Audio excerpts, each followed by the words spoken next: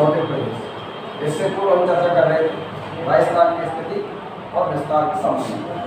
जहाँ हमने जाना कि राजस्थान पूर्व से पश्चिम 869 किलोमीटर में फैला हुआ है और उत्तर से दक्षिण 826 किलोमीटर में फैला हुआ है। ओवरऑल जो लंबाई इसके स्थलीय सीमा की लंबाई है वो 6320 किलोमीटर है, जिसे दो भागों में डिवाइड किया, एक अंतरराज्यीय और एक अंतरराष्ट्रीय। अंतरराज्यीय की लंबाई थी 4850 और अंतरराष्ट्रीय की लंबाई थी 1070 किलोमीटर। यहीं पर हमने देखा था कि ये पाकिस्तान के साथ है एकमात्र राष्ट्र जिसके साथ राजस्थान अंतरराष्ट्रीय सीमा बनाता है तो पाकिस्तान का, और अंतरराज्यीय सीमा लगती है 5 राज्यों के साथ में, जिसमें 2 महत्वपूर्ण बिंदु सर्वाधिक लगती है इसके साथ एमपी के साथ और न्यूनतम किसके साथ लगती है पंजाब। इसके साथ लगती है 1600 किलोमीटर और इसके साथ लगती है 89 किलोमीटर।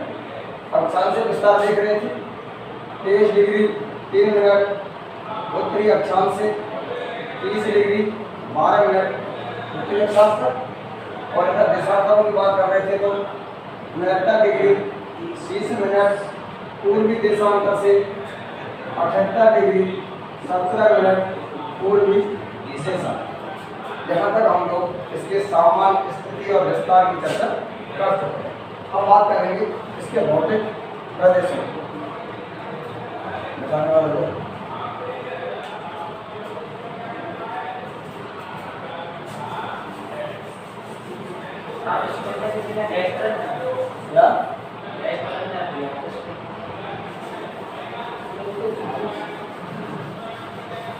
कागज भारत कोई सा आया एडिट हो गया तो बात बताएगा शुरू में चलनी चाहिए क्लास कल के साथ ऐसे बनाना है।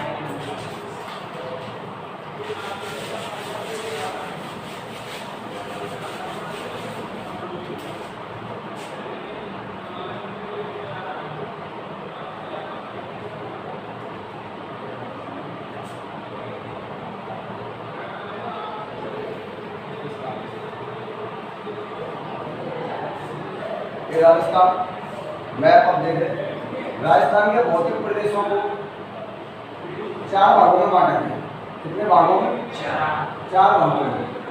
इससे पहले यदि बात करी जाए तो सर्वप्रथम बीसी मिश्रा, क्या नाम है?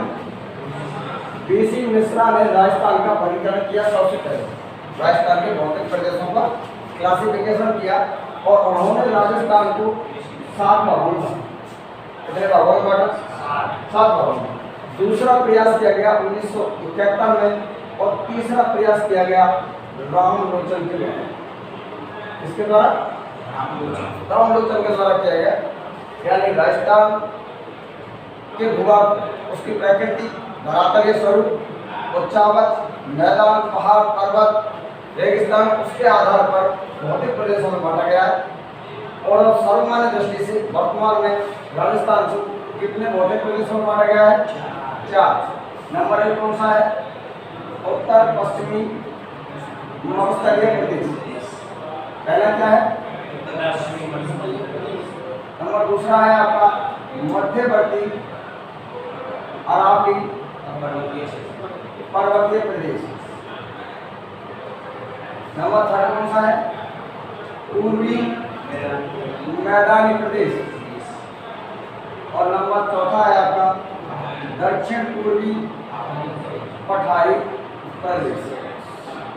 इस प्रकार से राजस्थान को 4 भौतिक विभागों में बांटा गया है। जैसे मैप पर देखते हैं, इधर ही आपका उत्तर पश्चिमी मरुस्थलीय प्रदेश है और यहाँ से आपकी ये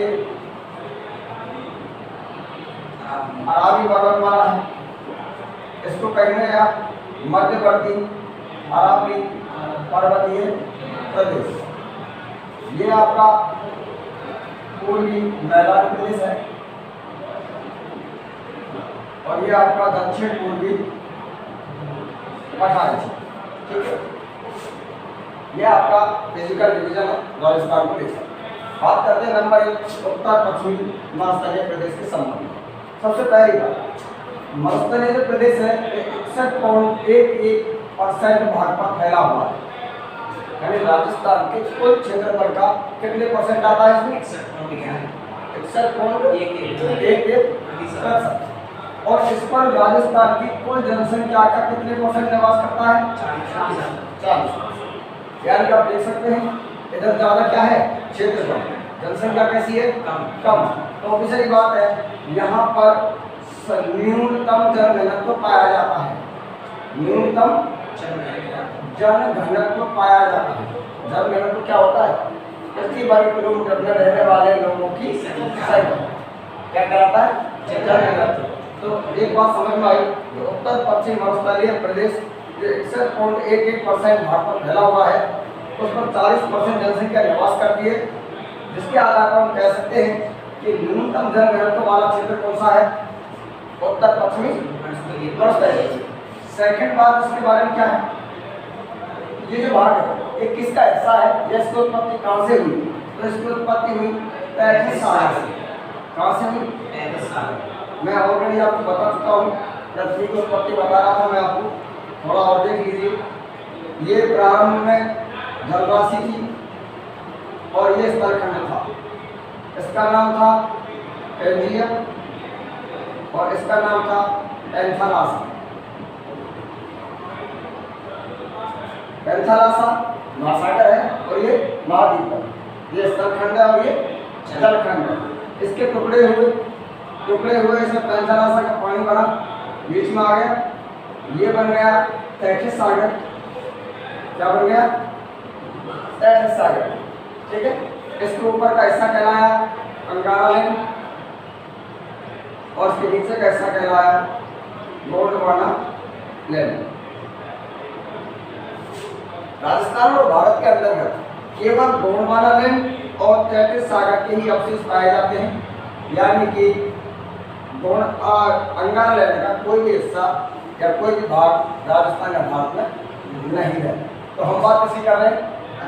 उत्तर पश्चिमी मरुस्थलीय प्रदेश की। तो इसकी उत्पत्ति किससे मानी जाती है? इसके प्रमाण भी मौजूद हैं, जैसे कि पश्चिमी राजस्थान में सर्वाधिक तेल का मिल, तेल मिलता है नहीं मिलता है। समुद्री जीवाश्मों के अवशेष मिलना कहाँ पर? उत्तर पश्चिमी मरुस्थलीय प्रदेश में। तो इससे ये सिद्ध होता है कि किसका भाग है? और इसी क्षेत्र में सर्वाधिक खारे पानी की झीलें पाई जाती हैं, इसलिए हम इसे किसका भाग मानते हैं? 33 सागर का भाग मानते हैं। ठीक है बात। नेक्स्ट बात क्या है इसके संबंध में? यहाँ पर वर्षा होती है 0 से 20 सेंटीमीटर और थोड़ा सा इधर आके इधर होती है 20 से 40 सेंटीमीटर, यानी कि इसको भी दो भागों में डिवाइड कर रही है कौन? वर्षा। कितने सेंटीमीटर वर्षा रेखा? 25। यानी कि इधर हो रही है 0 से 20 सेंटीमीटर और इधर हो रही है 20 से 40 सेंटीमीटर वर्षा। तो दोनों को जब कंपेरिजन किया तो मध्य में कौन सी रेखा आ गई? 25 सेंटीमीटर वर्षा रेखा। अब यहाँ पर हम कह सकते हैं कि उत्तर पश्चिम मरुस्थलीय प्रदेश में वर्षा के आधार पर दो भागों में विभाजित किया जा सकता है, एक शुष्क प्रदेश और दूसरा अर्ध शुष्क प्रदेश। लेकिन उसको दो भागों में डिवाइड कौन कर रहा है? तो 25 सेंटीमीटर वर्षा रेखा। बात समझ में आ गई? 25 सेंटीमीटर वर्षा रेखा इस दो भागों में विभाजित कर रही है।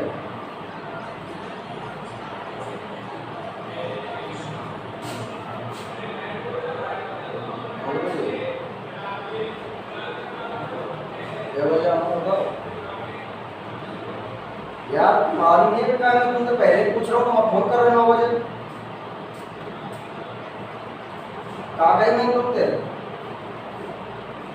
टाइम बता दो, 9 के अलावा 10 पे आ जाऊँ, 11 पे आ जाऊँ, 12 पे आ जाऊँ, कब आऊँ हमारे?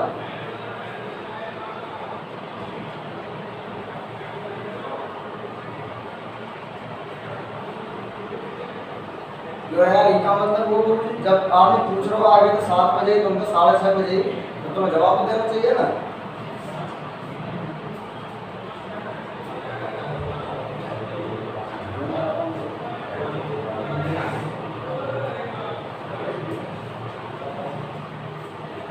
आप बता दो 11 बजे को मेरे 12 बजे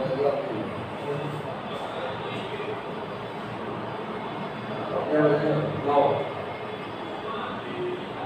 4 का दिक्कत है।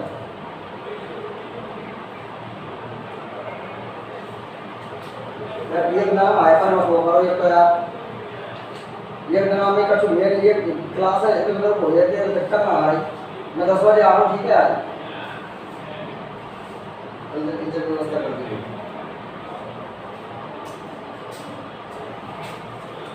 हाँ, हम बात कर रहे उत्तर पश्चिमी महाराष्ट्र के प्रदेश की।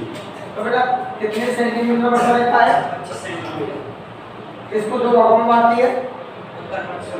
उत्तर पश्चिमी मरुस्थलीय प्रदेश को कितने भागों में बांटती है? 2 भागों। कौन सी वर्षा रेखा? 25 सेंटीमीटर वर्षा रेखा। ठीक है, यहीं पर हम बात कर रहे थे इसके आधार पर शुष्क और अशुष्क। अब इसको स्पेशली पढ़ते हैं तो उत्तर पश्चिम मरुस्थलीय प्रदेश में और खास क्या है, क्योंकि जब आप भौतिक प्रदेश पढ़ते हैं तो इसका मतलब आप उसके संबंध में उसकी न्यूनतम जो भी जानकारियां हैं उनको लेने की कोशिश करते हैं। उत्तर पश्चिम मरुस्थलीय प्रदेश की सबसे पहली विशेषता, यहाँ पर वर्षा न्यूनतम होती है। वर्षा कैसी होती है? न्यूनतम होती है। दूसरी बात, कितने परसेंट भारत का फैला हुआ है? कितने परसेंट जनसंख्या निवास करती है? तीसरी बात क्या है इसके संबंध में कि यहाँ पर पाई जाती है बेटा एक जल पट्टी। कैसी? मीठे पानी की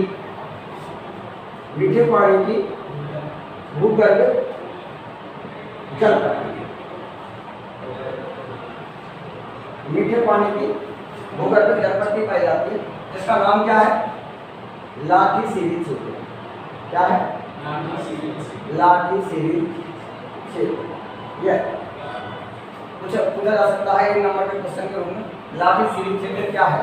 तो ये लाठीसीरी क्षेत्र आपको यहाँ देखने को मिलेगी। समझ में आ रही बात? इधर देखने को मिलेगी, यानी सीमा रेखा के सारे एक भूगर्भ मीठे पानी की जल पट्टी पाई जाती है, जिसे क्या नाम दिया गया है? लाठीसीरी क्षेत्र नाम दिया गया है। यहीं पर एक पैदा होती है घास, जिसका नाम है सेवन। क्या नाम? सेवन घास। और इसको ये बहुत पौष्टिक होती है, और इसी के आधार पर हम एक बात और क्लियर कर लेते हैं। यहाँ पर पाई जाती है गाय, जिसका नाम है थारपार। क्या नाम? थारपार। दुधारू गाय है, सेवन घास का सेवन करती है, जो कहाँ पैदा होती है? लगभग लाठीसीरी क्षेत्र। लाठीसीरी क्षेत्र क्या है? मीठे पानी की भूगर्भ जल पट्टी का नाम है। यहाँ पर कौन सी घास पैदा होती है? सेवन। और जैसे घासों के नाम धामर, कर्ण, अंजन, ये क्या है? सभी घासों के नाम है जो पश्चिमी राजस्थान में होती है। ठीक है बात। अगली बात करें इसके संबंध में और क्या है? यहाँ पर पाया जाता है आकड़गुल फॉसिल्स पार्क।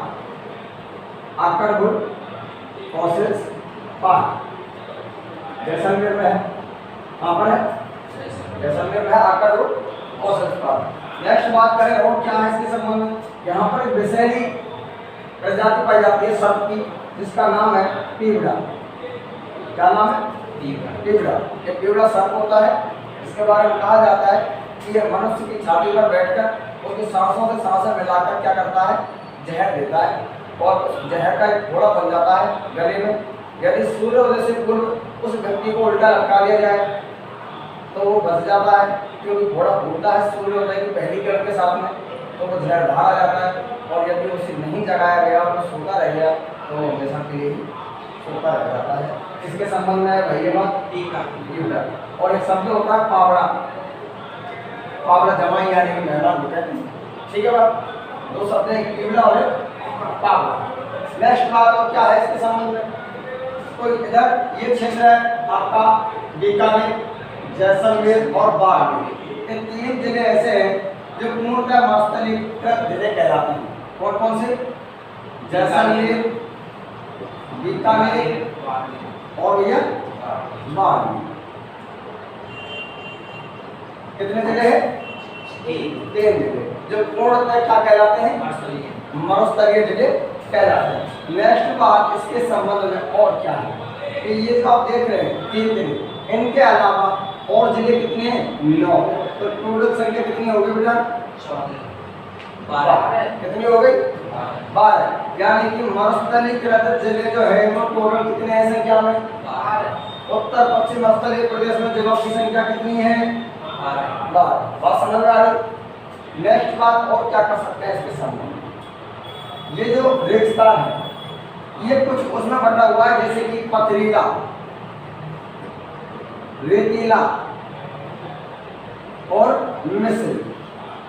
कई जगह आपको पहाड़ी ग्रुप में मिलेगा, जैसे कि चितवन की पहाड़ियाँ हैं, ये पहाड़ियों में पाई जाती है, ठीक है। रेतीला मिलता है। तो जो पथरीला मरुस्थल है उसको क्या कहते हैं बेटा? हम्माद। क्या कहते हैं? रेतीले क्या कहते हैं? एर्ग। क्या कहते हैं? और इसको क्या कहते हैं? रेल। तीन प्रकार के मरुस्थल, हम्मादा, एर्ग और रेल। मरुस्थल कितने प्रकार का है? पहले का नाम क्या है? दूसरा एर्ग और तीसरा रेल। यहाँ पर नॉर्मल सी बात है, रेत पाया जाता है, तो रेत के टीले पाए जाते हैं। क्या पाए जाते हैं? तो यहाँ जो पाए जाते हैं रेत के टीले, उनको स्थानीय भाषा में क्या कहा जाता है? दोहरे। क्या कहा जाता है? जो बालका स्तूप पाए जाते हैं या रेत के जो टीले होते हैं उनको स्थानीय भाषा में क्या कहते हैं? दोहरे कहते हैं। बालका स्तूपों के संबंध में बात करें तो जैसे कि नंबर 1 बरखान। क्या है? बरखान। इनकी आकृति कैसी होती है? अर्धचंद्राकार। कैसी होती है? अर्धचंद्राकार। ये सर्वाधिक विनाशकारी होते हैं। दूसरा नाम है तो अनुप्रस्थ। कौन सा? अनुप्रस्थ। तीसरी की बात करें अनुदैर्घ्य। क्या है? अनुदैर्घ्य। और बात करें आगे पैराबोलिक। क्या नाम है? बालका स्तूपों का नाम है। नंबर 5 बात करें तारा। ये किसके नाम है बेटा? बालका स्तूपों के। यानी मरुस्थलीय प्रदेश में ये जो नाम आप देख रहे हैं किसके हैं? बालका स्तूपों के। और ये बालका स्तूप क्या होते हैं? रेत के टीले होते हैं। स्थानीय भाषा में क्या कहा जाता है? दोहरे कहा जाता है। यहीं पर अब इसको भी और भागों में बांट दिया। ये तो थी नॉर्मल इसके बारे में जानना। जो उत्तर पश्चिम मरुस्थलीय प्रदेश है इसको भी और भागों में बांटा गया है, उस पर बात कर लेते हैं कैसे। ये जो क्षेत्र है ये तो कहलाता है रेतीला या मरुस्थलीय। ये जो क्षेत्र है ये कहलाता है कंकड़ का मैदान। क्या कहलाता है? और ये जो क्षेत्र है ये कहलाता है आपका शेखावाटी निम्न भूमि। ये जो क्षेत्र है ये कहलाता है आपका नागौरी उच्च भूमि। और ये जो आप क्षेत्र देख रहे हैं कहलाता है लूनी का बेसिन। क्या कहलाता है? लूनी का बेसिन या कह सकते हैं गौड़वाड़ क्षेत्र। गौड़वाड़ क्षेत्र ये है आपका क्लासिफिकेशन किसका? उत्तर पश्चिमी मरुस्थलीय प्रदेश। घग्गर का मैदान, घग्गर नदी इस बार अंतर्गत है, हिमाचल प्रदेश से निकलती थी और इस प्रकार आती थी। वर्तमान में विलुप्त है या कह सकते हैं आंतरिक प्रवाही नदी के रूप में जानी जाती है वर्तमान में। कौन सी नदी? घग्गर नदी। जब ये पूर्ण उफान पर होती थी तो पाकिस्तान में पहुंच जाती थी बेटा। कहाँ पर? फोर्ट अब्बास तक। कहाँ तक? फोर्ट अब्बास तक। और फोर्ट अब्बास में इसको कहा जाता था हकरा। क्या कहा जाता था? हकरा। क्या नाम है? यानी घग्गर नदी अपने जब पूर्ण उफान पर होती थी प्राचीन काल में तो कहाँ पहुंच जाती थी? पहले फोर्ट अब्बास तक। फोर्ट अब्बास कहाँ है? पाकिस्तान। वहाँ इसको किस नाम से जाना जाता है? हकरा के नाम से जाना जाता है। इसके द्वारा निर्मित है। वर्तमान में इंदिरा गांधी नहर परियोजना जो कि इधर यहाँ से बागदेव के सागर तक आई है नीचे तक, ठीक है। तो उसकी वजह से ये क्षेत्र में खेती जो होने लगी और यहाँ पर सर्वाधिक मात्रा में अमेरिकन कपास पैदा होती है। कैसी कपास पैदा होती है? सर्वाधिक मात्रा में अमेरिकन कपास राजस्थान में कहाँ पैदा होती है? तो श्रीगंगा नगर हनुमानगढ़ में पैदा होती है। और भारतीय कपास यहाँ दक्षिण पूर्वी पठारी क्षेत्र में सर्वाधिक भारतीय कपास पैदा होती है। ये शेखावाटी क्षेत्र है। यहाँ पर कच्चे कुएं जो होते हैं उनको किस नाम से जाना जाता है? जोहड़। किस नाम से? चेकावाटी में कच्चे कुएं होते हैं, उनको किस नाम से जाना जाता है? जोहड़ के नाम से जाना जाता है। नागौरी उच्च भूमि सर्वाधिक खारे पानी की झीलें पाई जाती हैं। सर्वाधिक खारे पानी की झीलें कहाँ पाई जाती हैं? नागौरी उच्च भूमि, जैसे कि डीडवाना वगैरह आपकी झीलें हैं। और क्या है इसके बारे में? इस क्षेत्र में पानी है, उसमें क्लोराइड की मात्रा सर्वाधिक पाई जाती है। इसकी वजह से लोग उम्र से पहले ही कैसे हो जाते हैं? झुके हुए हो जाते हैं, यानी कि जॉइंटों को पकड़ लेता है पानी और झुक से जाते हैं। इसलिए इस क्षेत्र को क्या कहा जाता है? ऊपर पट्टी। क्या कहा जाता है? ऊपर पट्टी के नाम से जाना जाता है। ठीक, और यह है आपका लूनी यानी कि गौरवाड़ क्षेत्र। ये लूनी नदी है जो अजमेर की नागपार से निकलती हुई राजस्थान के 6 जिलों में प्रवाहित होकर अपना जलकट की खाड़ी की ओर ले जाती है। कितने जिलों में प्रवाहित होती है? 6 जिलों में प्रवाहित होती है। और यहाँ पर बाड़मेर में मालहोत्रा के बाद इसका जल कैसा हो जाता है बेटा? खारा। कैसा हो जाता है? खारा जल हो जाता है। इसलिए इस लूनी नदी को क्या कहा जाता है? आधी खारी आधी मीठी नदी के रूप में उसको जाना जाता है। तो ये था आपका सामान्य जानकारी इसके संबंध में उत्तर पश्चिमी नवस्तरीय प्रदेश के संबंध। नेक्स्ट बात करें आपने आरंभी पर्वतीय क्षेत्र। चार भागों में बांटे पर राजस्थान कौन बांटे? क्या मध्य प्रदेश में बांटे हैं 4 भागों में।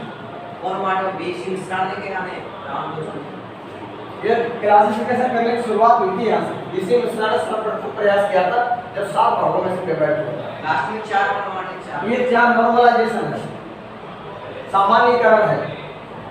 अलग अलग विद्वानों ने अलग अलग दृष्टि से राजस्थान की भौतिक प्रदेशों को बांटने का प्रयास किया है, लेकिन सामान्य तौर पर जब एक बात निकल कर आई तो सबने सामान्य तरीके से मान लिया कि राजस्थान कितने भागों में बटा हुआ है? 4 भागों में। अगर साहित्यिक दृष्टि से 3 भागों में है, वो भी बता देता हूँ। मरु, मेरु और मार, ये साहित्यिक दृष्टि से है। मरु यानी कि मरुस्थल, मरु मेरु यानी कि पर्वत और मार यानी कि पठार और मैदान। तो साहित्यिक दृष्टि से राजस्थान में कितने भागों में बटा गया? 3 भागों में। और ये भौतिक दृष्टि से 4 भागों में। शुरुआत करें तो बीसी मिश्रा साहब, अंतिम प्रयास राम लोचन, और अभी सामान्यकरण के तौर पर कितने हो गए? 4। किस किस के अवशेष पाए जाते हैं? तो एक बैठक सागर के और दूसरा गोंडवाना। इन 2 ही अवशेष हैं जो राजस्थान में पाए जाते हैं। अब बात करेंगे आपके अरावली पर्वतीय प्रदेश। अरावली पर्वतीय प्रदेश के संबंध में आपको सबसे पहले 2 बातें याद रखनी कि एक इधर पाया जाता है, किधर पाया जाता है? राजस्थान के मध्य में है। दूसरी बात, पश्चिमी मध्य प्रदेश के कोरम में, कोरम दशाओं के संबंध में थोड़ा ध्यान रखिए, क्योंकि इधर हो गया आपका ये मरुस्थलीय और ये हो गई आपकी पहाड़ी। तो इसके किशोर है पूरब, तो ये इसका क्या है? और ये इसका क्या है? और ये क्या है इसका? दक्षिण। बात समझ में आ गई? चलो और थोड़ा बाद में चलते कितनी दूरी बन गई? 1 मिनट